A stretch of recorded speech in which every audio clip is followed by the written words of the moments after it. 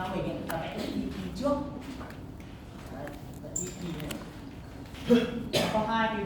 Nó có hai cái adjunct, thì ba tốc độ V3. Đúng chưa? V3 V ở đây sẽ là gì ạ? Chắc là không chia cái gì, không chia gì. Lúc này nó cái gì mà sau này mình thêm complement này, complement là gì ạ? Hip nhá, tạm thời mình để là NP cho nó gọn lại, đỡ rối này. Hip tại pronoun tại từ mình coi như là noun phrase. Likely đây, từ loại là gì ạ? Adverb mình phải adverb phrase chứ. Mình có thể nói very likely. Likely. On the other.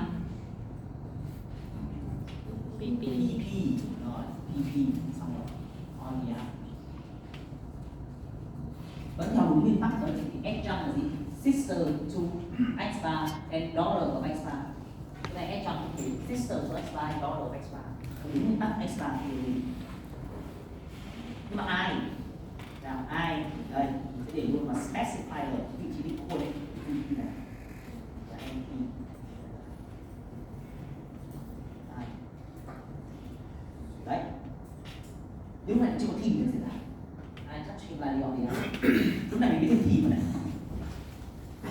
Đây, thì bên trên này sẽ là T bar và cái head đó là T. Còn T thì nó có cái gì? Touch là chỉ còn đúng rồi, sẽ có cái affix, cái hậu tố. Đây, cái affix này sẽ là third person, first person, sorry. Đúng rồi, first person môn thứ nhất này. Thì singular số ít. Đấy, number này. Past, chính xác.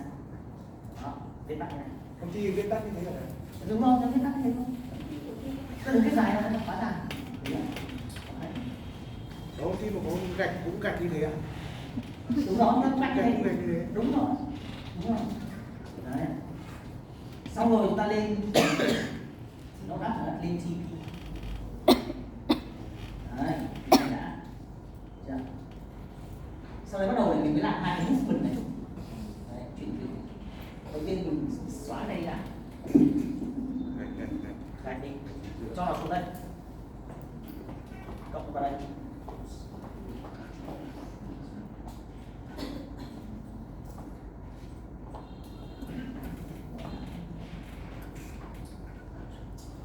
Đó. Nó nhảy xuống đây, gọi là affix lowering hoặc affix hopping. Nó nhảy xuống đây. Đó, chưa hết là cái chủ yếu ấy, nó phải đưa lên đâu? Đấy, đưa lên cái vị trí này, specifier của TP do cái đó là EPP. Tức là bây giờ không cho khi đảm bảo mình vẫn có cái EPP này, NP. Đấy, và đây chính là ai. Ai này chính là từ trong cái VP này đưa lên. Đấy.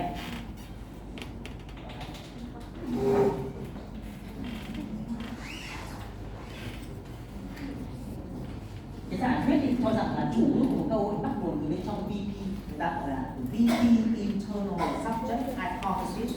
Có cái tên của nó là VP internal subject hypothesis. Người ta gọi là VP internal subject hypothesis. Tức là cái giả thuyết cho rằng chủ của câu bắt đầu từ bên trong, bắt đầu từ bên trong cũng là động từ. Đây, bắt đầu từ trong cũng là động từ. Nó bị đưa lên cái GP này. GP internal subject hypothesis.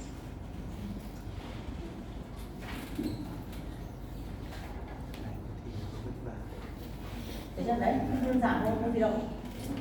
Không đơn giản thì nào thế ạ? Đơn giản. Công ty trình bày sẽ rất là khó thế. Các bạn trước là nhá đi. Được chưa?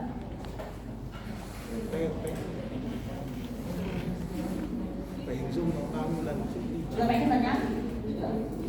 Tất nhiên khi mà ta đi thi thường ta chỉ cho chúng ta vẽ một câu mà ví dụ như cái này này, cho vẽ ta để cái gì?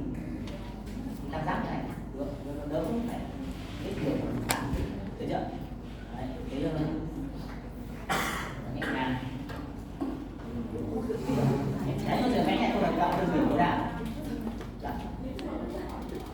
cái gì ạ? Cái câu hỏi này nó rất là phức tạp, cái câu hỏi này thì mình phải tính sau từ từ nhé. Cái câu hỏi này nó phải liên quan đến rất nhiều các cái movement, rất là nhiều các thứ khác cơ. Đấy, nhưng mà đúng đấy. Tức là mình về lâu về dài mình phải định kỹ một câu hỏi này. Tất nhiên thì không có thời gian để học cái đấy. Nhưng mà đúng đấy, đó là câu hỏi nó phức tạp hơn, nó cũng rất là nhiều thứ. Ở đây thì chúng ta ở mức độ gọi là phát một thì chúng ta phải thôi. The secretary will send the letter before noon. Thật ra câu này khá là dễ bởi vì nó không có cái fix, đúng không? Đấy, đơn giản chứ là gì thôi.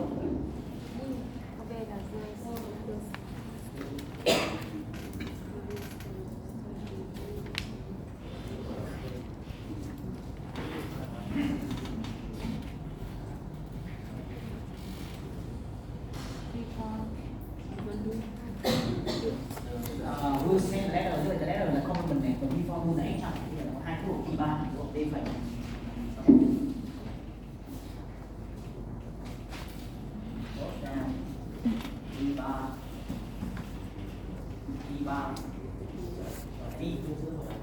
Và các bạn cùng dưới này nhá. Xem đây.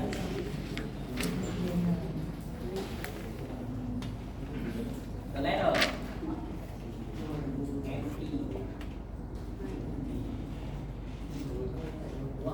before noon là gì ạ? Action.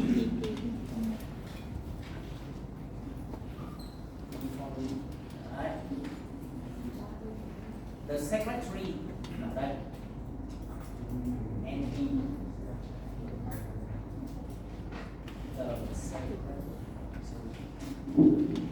The secretary sent the letter before noon. Cô này gửi. Có thời gian nào chưa biết? Thời gian bây giờ mình thêm thời gian. Đấy.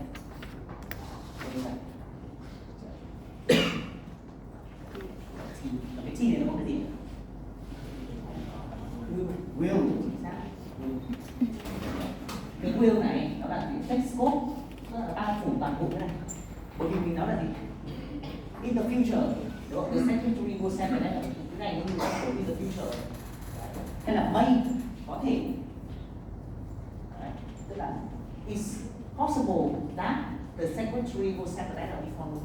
Chứ không phải là the secretary may làm cái gì đấy. Đúng phải là the secretary phải đi cùng với the send, chứ không phải là đi cùng với may. Xong nó đưa lên đây JP. Đấy, cái secretary đưa lên trên một specifier of the TP do cái nguyên tắc là EPP, nguyên tắc phòng chiếu mở rộng Standard Projection Principle.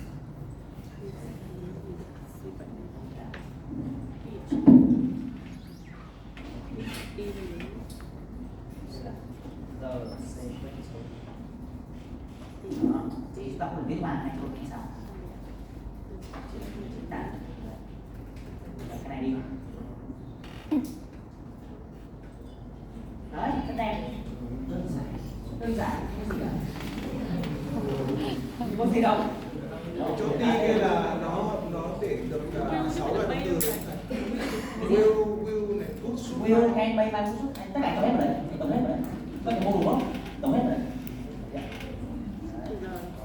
Hiện nay bây giờ mình chưa phân tích được cái mà chẳng hạn là is sending hay là gì đấy, mình chưa phân tích cái đấy nhé, cái đấy để sau. Bây giờ các mô đồ bước giải quyết từng cái mô đã. Viết như này cũng được này, một số sách họ sẽ viết như này này để chúng ta tham khảo, nếu ai đó muốn cho đơn giản hơn. Mình để cái này là mình viết cái người ta gọi là index, mình đánh dấu nó phải là cái đánh chỉ số, thì đây là ai, và lúc này mình sẽ không cần phải để đây là một phần nữa. Như này cũng được, không cần phải vẽ tên cũng được, tức là mình để ở đây là ai chúng ta hiểu là cái này nó chính là cái này được.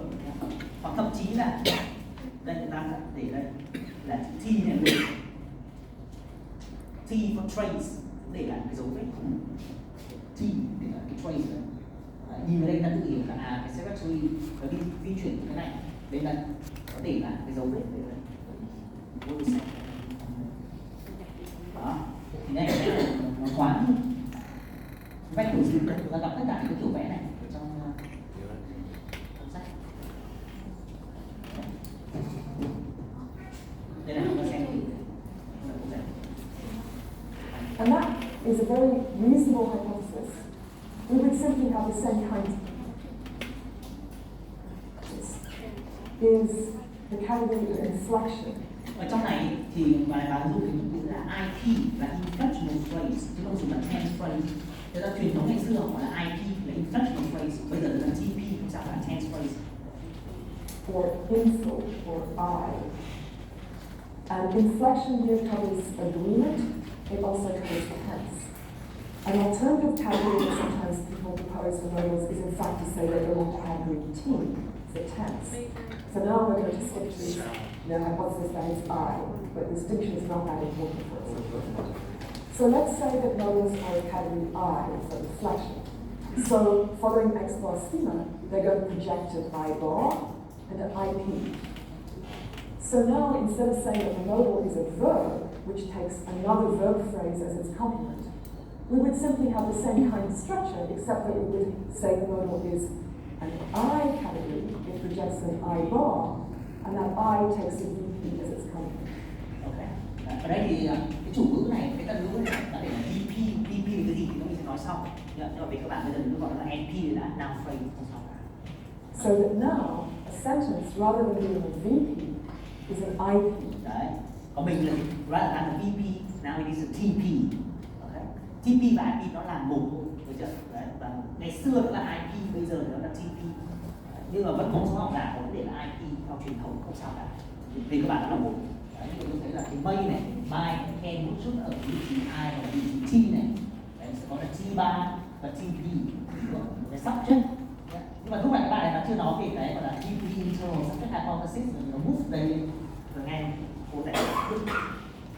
And it contains the VP, that's the complement of the modal. This will actually allow us to explain another difference between the behavior, the syntactic behavior, rather than morphological. The generalization would be a head, here in the elementary tree for the verb. If we set aside negation for the moment and just think about what the elementary trees would have to be like for the modal and for the main verb to produce the sentence we've just seen, we'll wind up with these two elementary trees where, so the subject is going to appear in the elementary tree for the modal, and the object is going to appear in the elementary tree for the verb. But that can't be right, because the subject is not an argument of the modal. The subject is an argument of the verb. Đấy, các bạn hiểu ý chưa? Cái chủ ngữ Donald này, cái argument nó là một tham thể của cái động từ forget. Nó phải đi liền với động từ forget, chứ nó không phải đi liền với động từ cái mây được. Đó. It gets its participant role from the verb, just like the object does. And also, in fact, semantically, modals take scope over the entire proposition. So a sentence like, Donald may forget Pauline, means something like, it's possible that Donald forgets Pauline, not Donald and then some possibility about something. Đấy. Như vậy là cái may này hay là cái will hay can may might, nó gọi là gì? Take scope over the whole proposition. Nó phải là Donald forget Pauline, nếu nó là một cái nhận định, một hành động của ai làm cái việc gì. Cái may này là có thể bao trùm toàn bộ cái hành động đấy và bao trùm tất cả các cái đối tượng trong cái hành động đấy. Được chưa? Như vậy là từ này mình cho rằng là cái Donald này mình cũng bằng chứng mình cho rằng là cái Donald này nó phải nằm trong cái VP này, rồi nó bị đưa lên phía trước này. Được chưa? Đấy, cái TP này.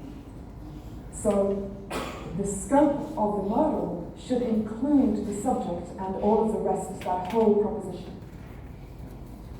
So that leads us to suggest that those elementary trees can't be right. They really don't reflect the selectional properties of those heads, which is what elementary trees do. That's what they represent. Instead, We really want to show that the modal isn't selecting that subject. So the subject doesn't appear in the elementary tree for the modal.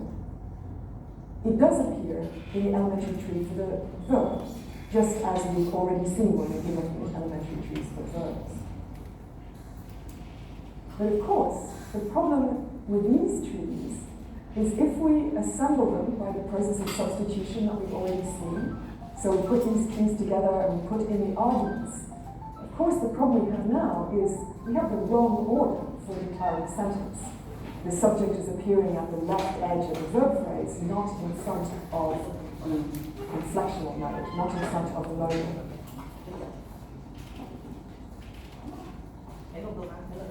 It's also worth noting that I focused here on the selectional properties of the items and stressed that the subject is an argument, is selected by the verbal head. It is also true, however, that the subject is entering into some kind of relation with the modal.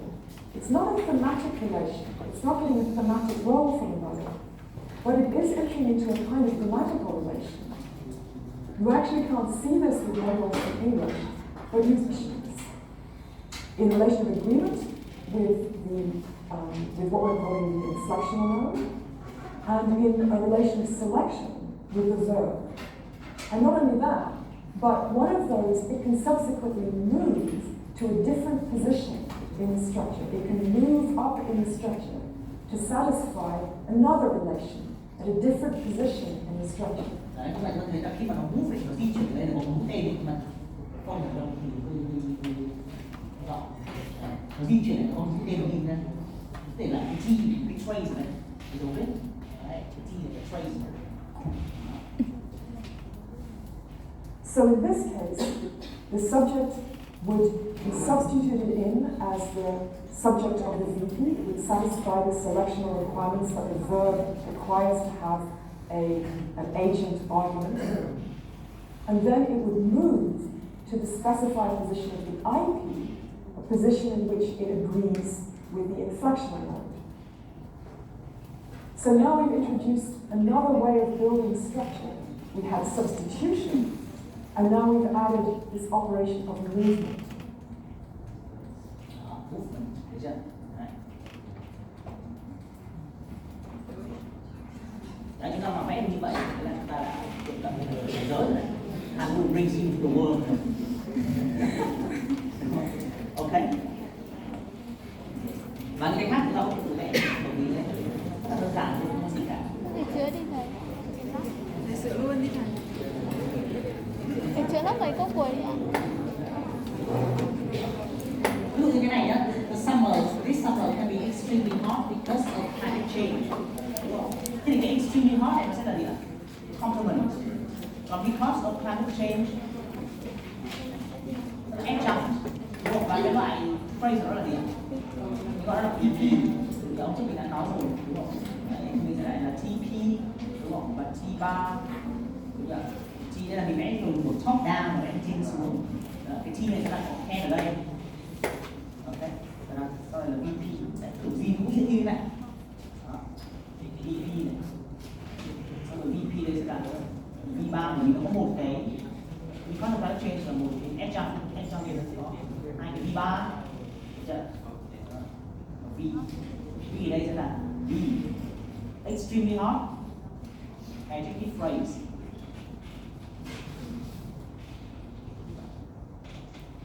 Ok, còn đây là PP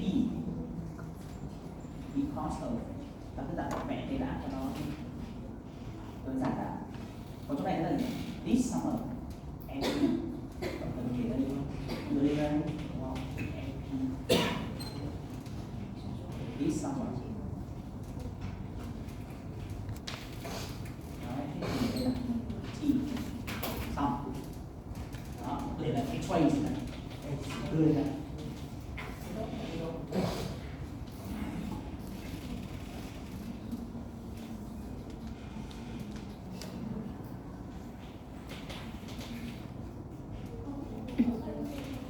Thầy ơi. Vâng, sáng rồi. Ôi, và đây này nó cứ vẽ đi mà thấy đơn giản mà. còn 15 phút nữa mà nó cái này em cái chỗ cái này mình đang phân tích những cái mà gọi là basically là NP noun phrase và this number là NP là noun phrase đúng không? Little là NP noun phrase, cái này là noun phrase. Ok, được, không sao cả. Còn đường này cái gì cái này là noun phrase và được, không sao hết. Tuy nhiên đó là mình giới thiệu để chúng ta thấy là cái này nó đa dạng như nào và nó vì Ở đây dựa có thi không này? Ở đây có thi không ạ? phần này là Giới thiệu thêm rồi đúng không ạ? không giới thiệu thêm nhưng mà ai phân tích kiểu này cũng được, ai phân tích kiểu kia cũng được. Đấy. Năm 1987 ấy, thì có một ông là đi và ông ấy làm một làm tiến sĩ ở bên MIT và đây là một người làm tiến sĩ nó là rất là xuất sắc trong ngành môn tin học và được trích dẫn rất nhiều, trích dẫn hàng nghìn lần ở trong các công trình về sau. Đây là một